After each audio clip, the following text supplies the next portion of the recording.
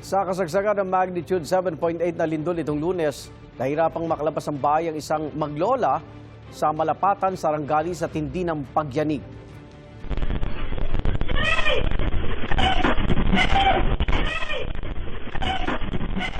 Nagmadaling pumasok ang lola sa kanilang bahay at agad kinuha ang kanyang apo.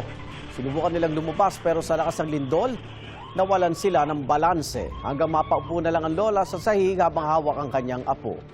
Kwento ng ama ng bata, nagwawalis noon sa labas ng bahay ang kanyang biyanan nang maramdaman nila ang lindol.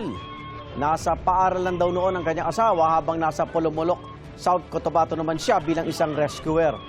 Hirap daw siyang makontak ang kaanak dahil nawalan doon ng kuryente at signal. Isolated din daw ngayon ang dalawang barangay sa bayan.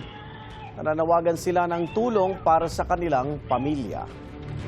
Pansamantala naman isinara ang ilang bahagi ng Jensan Tiboli-Surala Road sa Mindanao kasunod ng lindol. Nag-inspeksyon doon ang Department of Public Works and Highways at dahil sa mga tinamo nitong pinsala, hindi muna ito pinadaraanan sa mga motorista. May mga natumba rin doong poste ng kuryente at puno. Pinamamadali na ng DPWH ang rehabilitasyon sa mga nasirang kalsada. Pinatututukan na rin ni Pangulong Bongbong Marcos ang kaligtasan ng mga pasyente sa mga ospital. Inatasan niya ang DPWH kasama ang Department of Health na mag-inspeksyon sa mga ospital.